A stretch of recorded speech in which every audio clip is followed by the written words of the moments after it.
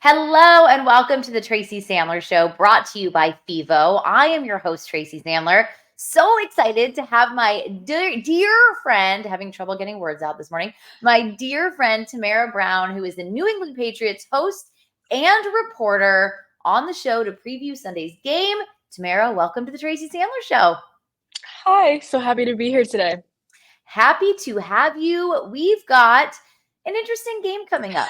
Both teams at 1-2, which I think on the 49ers side wasn't necessarily the prediction, but this is the NFL, so one never knows. 49ers coming off two tough losses, but the first loss, a little more understandable. The second loss, the first loss, the Vikings just played really, really well. 49ers didn't play as well, but the Vikings played really, really well. Second loss, the 49ers managed to grab defeat from the jaws of victory and just literally had a meltdown in the last few minutes of the game. So they're in a little bit of a hole in the NFC West with the Seahawks being 3-0 and everyone else being 1-2. So this is a big one for them. And now they have no layups. And I'm not saying that the Patriots were a layup, but there's no such thing. And they gotta get it together. So I'm going to start with you. Tell me a little bit about what's been going on with the Patriots the first three games, and then I want to talk about your quarterback. Yeah, I think the Patriots, when you have a new head coach, new offensive coordinator, new quarterback, just everything new. It's a new era here in New England. You're trying to figure out what's the identity of the team this year going to be. And so after game one, we saw it was play good defense, don't turn the ball over, and run the football, pound the rock. And so that same formula, you tried it again the next week against the Seahawks. And obviously, you mentioned the Seahawks are 3-0. The Seahawks were able to slip away with a victory. You have a very little margin of victory when you're trying to run the football well, essentially not pass it at all. Mm-hmm. Also, not turn the ball over and play good defense. That's going to be tough when you're going against such elite wide receivers every single week. Obviously, the 49ers being another one of those teams. So I think this team's identity, it's a very narrow margin of victory. And then also when you have a short week, you're turning around playing a good Jets team that actually has Aaron Rodgers. The Patriots are coming off a game where they got absolutely destroyed on Thursday night. So they're going to be looking to get right, just like the 49ers are in this matchup in the Bay. So you talked about Aaron Rodgers. That was interesting. You talked about everything new, the new era in New England, which, by the way, I kind of like that. I don't know, maybe that's your guys' tagline, but I kind of like new era in New England. But it is a lot of new, and there's a lot of adjusting to that. And I think the 49ers are feeling that on defense, where they have a new defensive coordinator. It's their second defensive coordinator in 2 years. Well, third in 3 years, because it was DeMeco Ryans, who went on to obviously be the head coach of the Texans. And then Steve Wilkes came in, it did not work, and now it's Nick Sorensen. They have Brandon Staley there, whose role is to kind of work with the defense, but also to work with Kyle Shanahan to help him understand what a defense might be thinking when it comes to offensive plays. But the 49ers defense is one that needs to right its ship. It has not been playing well. So I'd love to talk a little bit about the quarterback situation in New England. Jacoby Brissett, from my understanding, from what everybody's saying, he is the starter, but you guys got to see just like a little touch of Drake May. And of course, every time that happens, there is no more popular person in a city than the backup quarterback of an NFL team, especially one that's lost a couple of games. So you got to see a little bit of Drake May, but my understanding is it is going to be Jacoby Brissett for a while. So what does the 49ers defense have to look out for with him? Yeah, Jacoby Brissett, I think as the locker room has been talking about him, because he's taken a lot of hits, Tracy. I can't deny that. Like I said, Thursday night got away from the Patriots. They would have just a very uncharacteristic game on both offense and defense. And he's taken a lot of hits. And I'll take it from Austin Hooper, one of our tight ends in the locker room. He said this week, he is a tough SOB, talking about Jacoby Brissett. He's been hit so many times, sacked 5 times in the last game, hit double that amount. Pass protection is a problem, which is why I mentioned before the Patriots want to run the ball. Because right now the offensive line is in flux. Jacoby Brissett is literally running for his life almost the entire game. And so I feel like the Patriots are just lucky to have such a tough quarterback, a big guy, a tough guy, a veteran who's been in this league 9 years and knows how to protect the ball. He has not, so far, turned the ball over, which has been very surprising considering how many times he's been hit. But, I would look at this Patriots team led by Jacoby Brissett to get back to running the football. Last week, they weren't able to do that as much. They had to, when you're playing from behind, obviously you have to pass it. So I think they're going to try to get back to pounding the rock this week against the 49ers and hopefully not have to lean on on play action and, improvisation from Jacoby Brissett, because right now that is not the DNA or the identity of this Patriots offense. The 49ers defense, one of their biggest issues has been getting off the field on third down. And there's been a number of third and longs, and they're having trouble with it in all facets. Like, nobody is immune to the problem. They lose Javon Hargrave after the Rams game last week for the season with a torn triceps. So that's not helpful at all, especially when it comes to defending the run. So now this becomes a problem for San Francisco, but that's going to be their big thing. They have got to figure out how to get off the field on third down, how to not give up the big plays, because that's really what their issue is. It's funny, against the Vikings, maybe not funny, haha, but it's funny, against the Vikings, third down was an issue for the defense and the offense. Like, the offense couldn't convert third downs, and the defense could not get off the field on third down. So yeah, that's going to become very interesting. And so with the Patriots really trying to run the football, this is going to become a little bit of like a battle of wills and who can get it done. But the 49ers, as I said, they won't have Javon Hargrave. They're missing Dre Greenlaw, which is a huge miss that everyone was prepared for. I don't know if it's a miss that everyone realized how big of a miss it was going to be, especially when it comes to defending the run. But the secondary has played okay, but they have given up some really big plays. So this becomes a big game for this defense. In theory, it's a game where the defense can kind of turn it around, but having trouble defending the run is not going to help, especially without Hargrave. Yeah, so our offensive coordinator, Alex Van Pelt, spoke this morning, and actually one of the things he talked about was Nick Bosa. So I know that you're from your end, you're expressing concern about potentially not being able to stop the run as effectively with those pieces out. But on this side, the Patriots are like, Nick Bosa is a nightmare. He is a generational player.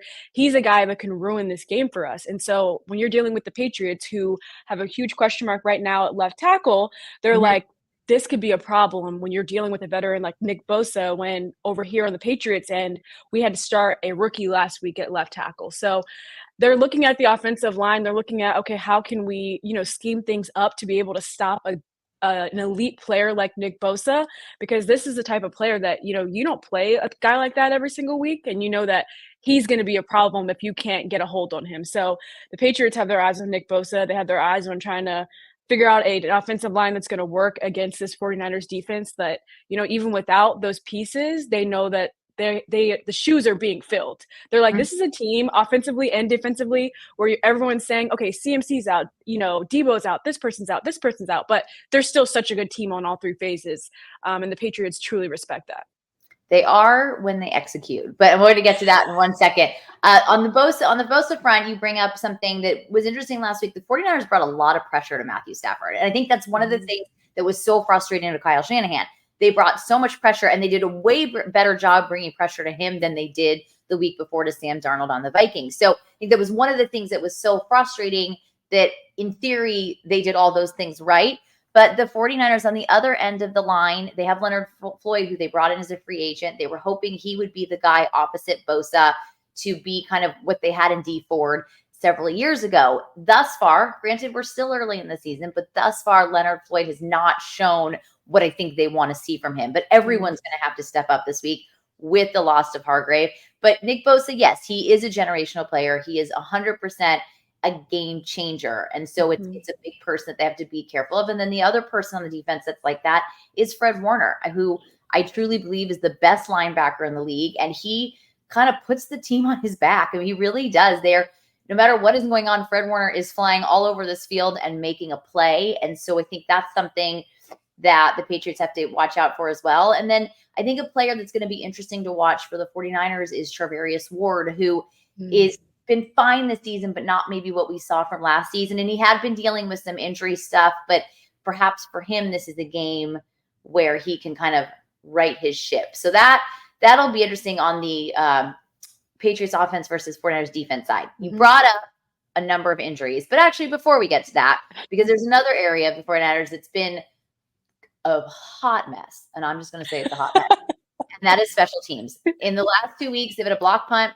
They had a successful fake punt against them when they knew the fake punt was coming. They gave up a huge return.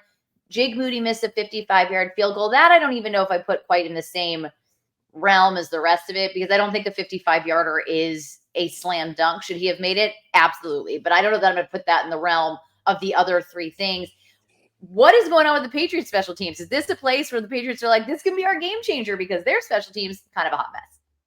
Yeah, so in the past couple of years that I've been here, special teams has actually been a huge problem, which is crazy because that's one of Bill Belichick's specialties. So this year they have a new coordinator, Jeremy Springer. He comes from the Rams actually, and Okay. I feel like he's ignited like some new energy on their special teams. The Patriots also have a new kicker.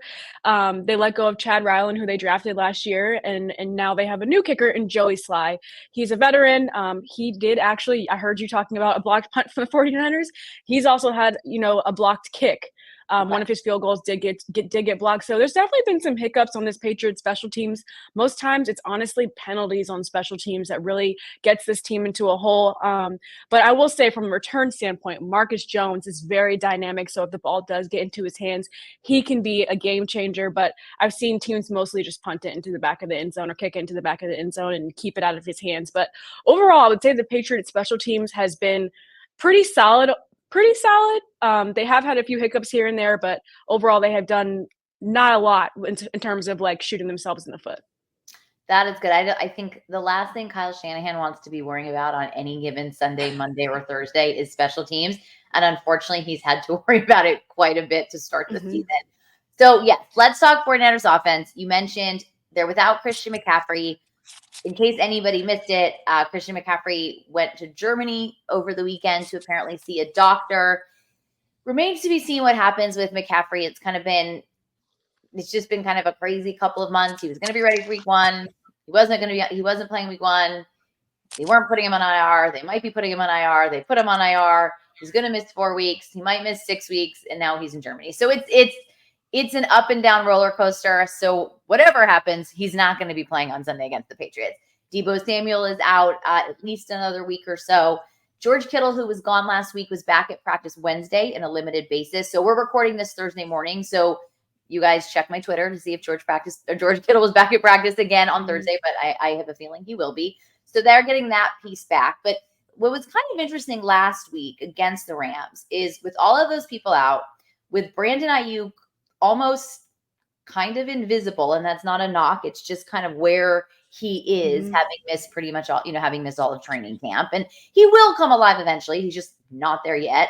Brock Purdy, I think, had one of his very best games as a quarterback. And, well, I say as a quarterback as if he'd played another position. But yeah, he had one of his very best games, as the starter of this team. And there's been a lot of knock on, he's a system quarterback. He's a game manager. It's all of his elite talent. Well, I think that game, in my opinion, totally debunked that theory. It won't. There will still be people who say it. But in my opinion, that game debunks that theory. Juwan Jennings, 11 receptions for 175 yards, 3 touchdowns.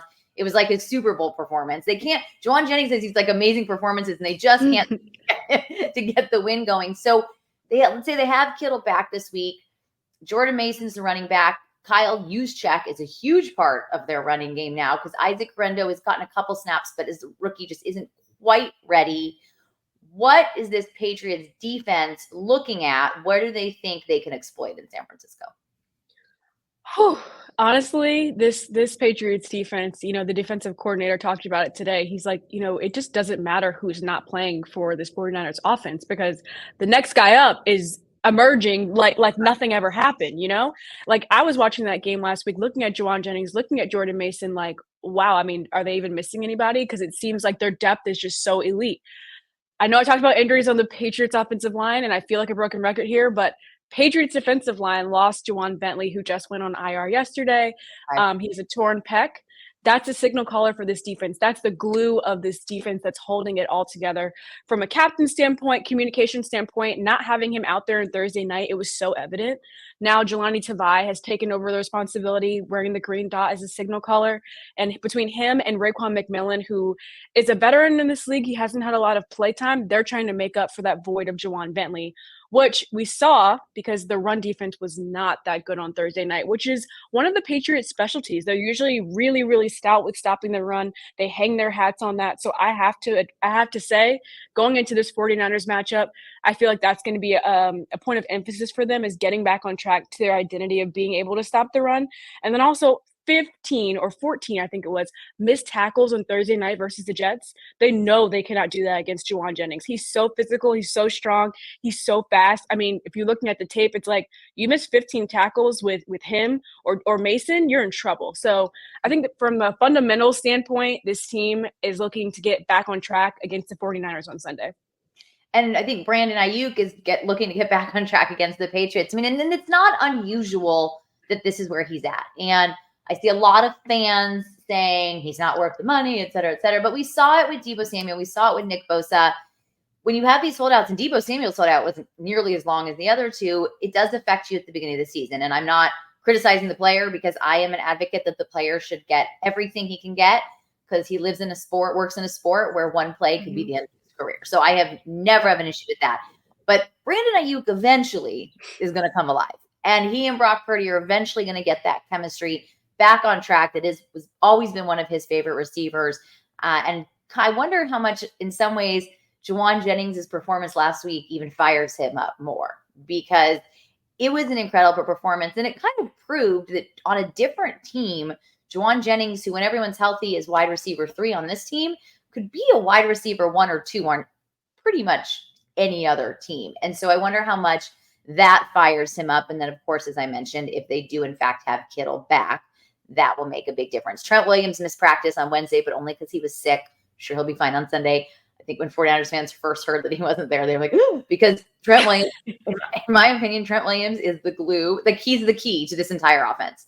Trent Williams goes down, everything else goes down. So he's he's a pretty important part of this offense. So should be an interesting game. Of course, the Patriots have to travel across the country. It's funny, last year the 49ers got so many teams coming off their buys. This week they're getting a Patriots team coming off a mini bye, but they still have to travel across the country. So it'll be a fun one to watch. And let's talk coaching for a minute, because you guys have a new coach, and kind of how is the team adjusting to him? What is the chemistry like, and kind of what changes have you seen from, of course, the legend Bill Belichick? Yeah, I've definitely seen from a personality standpoint this team like come to life. There's just so much life in the locker room, so much personality. And I don't know if it's because, Gerard Mayo played for this team and played, weirdly enough, he, played for the Patriots. He played for Bill Belichick. He's coached for Bill Belichick. So he's been on both sides of it. And so the common word that's been going around is like players coach. He's one of the guys. But in the same breath, though, he's respected by the players. You know how sometimes when, a mom might seem like a friend to the daughter, especially once they grow up and, start going out with each other, going on trips with each other. But there's still that respect level. Like, that's still your mom. Like, y'all can hang out and go on trips and be like friends, but that's still your mom. That's kind of like what it is here. And I feel like, they seem really to have responded well to, the blowout loss on Thursday, to coming in here. Gerard spoke to them, on Monday morning. And I feel like all of them just seem so fired up and they want to play for him. I've seen teams where you can see that the locker room has the coach has lost the locker room. I feel like here they're just they want to run through a wall for that guy. Like, that's how I feel when I'm in the locker room, walking around, talking to these players. Like, they just seem so motivated to play for him. It's interesting that you say that, because it's similar with Kyle Shanahan. I think that's a similar relationship in that they can hang out with him, and sometimes they see him in Cabo. He was at Christian's wedding, and they go to WWE, but they respect him and they want to play for him. And I always go back to that 2017 season. It was the first year of the Lynch Shanahan era, and they started the season 0-9. But that locker room didn't feel like an 0-9 locker room, and not because they weren't seriously, but because they knew there was a plan. They knew it was a new regime. They bought in, and it didn't feel like that. So kind of going beyond Sunday's game, what is a successful season for this New England Patriots team in the first season under Gerard Mayo? Yeah, I would say like having a productive offense. I feel like last season, like the defense played so well and kept the Patriots in every single week. They were in the game, but the offense just could not get anything going. I mean, even like I remember in Germany, all they needed was a touchdown. And they could not get a touchdown. They couldn't get any points on the board. And so it was just very frustrating last year, not being able to just have a successful offense run down the field and put points on the board. So I think like that'd be a huge progression. And then also developing Drake May. You brought this up at the very beginning. Having him being able to get in and get reps was great.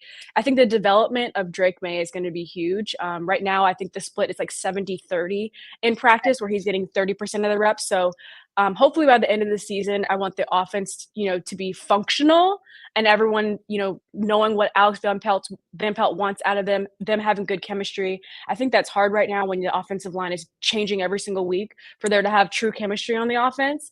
But I think if they can get that going, getting a good five going with good chemistry, everyone knowing the offense, and also Drake May coming away from this season feeling like he developed, I think that could be a huge win for the Patriots. Not so much a win-loss situation. Fair enough. Fair enough. Do you think at some point, and maybe you can't answer this in your position, so I won't put you on the spot, but do you think at some point this season we see Drake May start as part of his development? Because he is in theory the future of the team. And I think I don't think that's a secret. Do you think at some point towards the end of the season, maybe the middle, he starts being QB1? I can see that. I can see that down the road. And then I also look at, games like Thursday night where I think everyone kind of realized, okay, I see why you don't want a rookie quarterback to start in this situation, and they should really sit back and learn, and see how like a veteran handles this type of adversity. Thursday night, a new offensive line, learning a new offense. There's just so much adversity flying around from each corner. Whereas Jacoby's been in this system. He knows Alex Van Pelt. He's been in this league 9 years. He knows how to handle a short week, etc. I think you're really seeing like it's really good for Drake May to sit back and learn. And it was also good for him to get in and do a 2-minute drive too, because he did get sacked, I think, twice, and was able to play a little bit in the NFL and in a game. So I'm thinking I wouldn't be surprised if you saw him like towards the end of the season getting some starts. All right. What is your prediction for Sunday? Oof. So when we taped our show on Monday, so 3 days ago, I think I predicted 21-10, 49ers winning. Okay. I think this is going to be a get right game for the 49ers. And I just think right now where the Patriots are, where they're just so many pieces still being moved around, especially on the offensive line, I don't see them being able to keep up with the 49ers offensively in terms of like point for point here. I don't see them being able to, be like a track meet, like what game was that? The Bengals and Commanders game. I don't see it being like that, where like they're able to compete and like not punting for a whole game. Right. I think this is going to be a tough matchup. It's a really good team, all three phases. The depth, it speaks for itself, and the Patriots are just working through too much adversity right now. That makes sense. I will have you know that every week I've picked wrong. I just want to show I picked the 49ers to lose week 1. They won. I picked them because I picked them to lose week 1. I was like, I'm gonna pick them to win week 2. They lose. Then week 3, I was like, okay, they're gonna win this game. So you guys, I don't know that you want me to pick. I am picking the 49ers to win. I'm picking them to win 24-10. I'm terrible at score predictions, so I don't know why I've even done that to myself. But I am picking them to win this week. And let's see, because if they then lose this week, I think you guys are going to just start asking me to pick whatever the opposite is. But I do agree with you. I think this is a get-right game for San Francisco. They'll be home. I'm going 24-10. Tamara, thank you so much for joining me today. This was a lot of fun. Thanks so much for having me. I really enjoyed talking about this game, and I cannot wait for Sunday afternoon. Well, please let everyone know where they can find you.